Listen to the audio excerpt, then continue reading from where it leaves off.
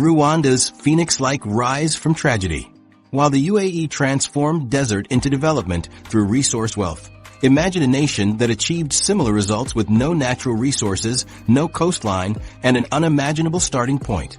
A society where 800,000 people were murdered in just 100 days. This is the story of Rwanda, a country that emerged from history's darkest depths to become Africa's fastest-growing economy. The 1994 genocide devastated Rwanda's economy. The country's GDP contracted by more than 50%, infrastructure crumbled, and international isolation set in.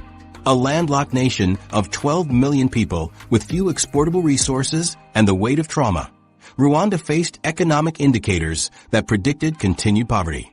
Yet today, Rwanda stands as perhaps the most improbable economic success story of the 21st century.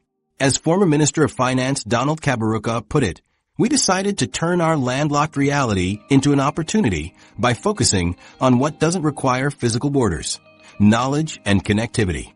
Rwanda's journey began with a deliberate decision that contradicted traditional development thinking. Rather than focusing first on basic infrastructure like many developing nations, Rwanda's leadership made an audacious bet on digital technology, investing heavily in nationwide connectivity despite being among Africa's poorest countries at the time. This digital-first approach exemplifies strategic leapfrogging, skipping intermediate development stages to accelerate growth. Like a sprinter bypassing warm-up laps to race ahead, Rwanda jumped directly to digital solutions, while neighboring countries followed conventional development pathways. While conventional wisdom suggested building roads before networks, Rwanda recognized that digital infrastructure could overcome its geographical constraints, particularly its landlocked position that made physical exports challenging. The strategy manifested through a public sector-led development model that precisely targeted growth sectors rather than attempting broad economic advancement simultaneously. Rwanda concentrated investments in specific areas with the highest potential returns: information technology, tourism, and high-value agricultural exports. This focused approach allowed Rwanda to maximize impact despite limited capital. Services now contribute a dominant 48% to GDP, a remarkable shift for a nation previously dependent almost entirely on subsistence agriculture. Within this services sector, information and communication technologies recorded an extraordinary 25% growth in 2024 alone, demonstrating the returns on Rwanda's early digital investments. Rwanda's approach to foreign aid and development partnerships stands apart from other developing nations. Rwanda insisted on ownership of its development path.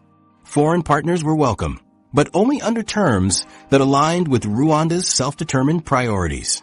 This stance initially created tension with traditional donors, but ultimately attracted partners who valued Rwanda's commitment to results and accountability. The industrial sector provides another window into Rwanda's transformation, growing at 10% in 2024. Construction activities surged by 12%, reflecting systematic development of physical infrastructure to complement digital advances. Manufacturing expanded by 7%, with particularly strong growth in higher value segments like metal products and machinery, which increased by 20%. Even agriculture, still employing the majority of Rwandans, has transformed from subsistence farming to a more productive and diverse sector. Agricultural output grew by 5% in 2024, with food crop production driven by impressive 8% growth in Season A harvests. These figures reflect genuine advancement beyond pre-genocide productivity levels.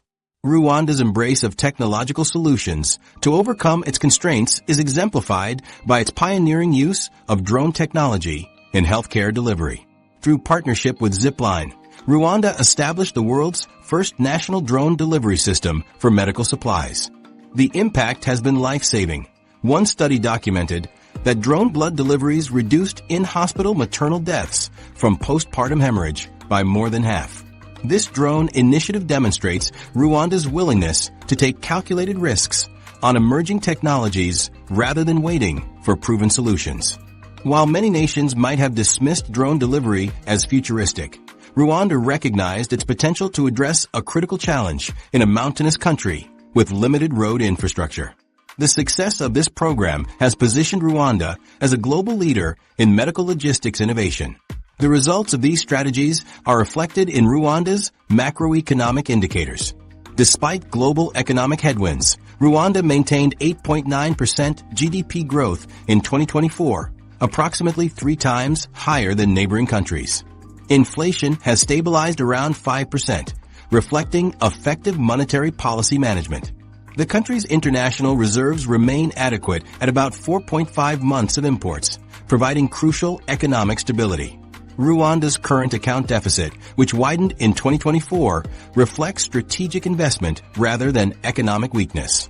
The increase was driven primarily by capital goods imports, machinery, and equipment that build future productive capacity rather than consumer products. Rwanda's economic trajectory has occurred alongside social healing and reconciliation. The country has transformed both economically and socially, with institutions rebuilt to promote stability and inclusion. While critics point to political restrictions, the progress in creating a functional society from the ashes of 1994 is remarkable. The transformation extends to governance systems and social indicators. Rwanda ranks among Africa's least corrupt nations according to transparency indices. Its civil service is noted for efficiency, with performance contracts, known locally as imihigo, creating accountability at all levels of government. Gender equality has advanced significantly, with Rwanda consistently maintaining one of the world's highest percentages of women in parliament. These governance reforms were strategic economic decisions. By creating predictable rules, reducing corruption, and increasing government effectiveness, Rwanda established the institutional foundations necessary for sustained growth. Foreign investors often cite governance quality and policy predictability as key factors in their decisions to enter the Rwandan market despite its small size. The Rwandan model raises important questions about development pathways. Can other resource-constrained nations achieve similar transformations? Does Rwanda's success challenge conventional wisdom about prerequisites for economic growth? The evidence suggests that geography and natural resources matter less than strategic choices and effective implementation. Rwanda's experience demonstrates that nations can overcome seemingly insurmountable obstacles through strategic vision, disciplined execution, and willingness to defy conventional development models. Like the UAE, Rwanda identified its constraints and developed strategies specifically designed to overcome them rather than accepting them as destiny.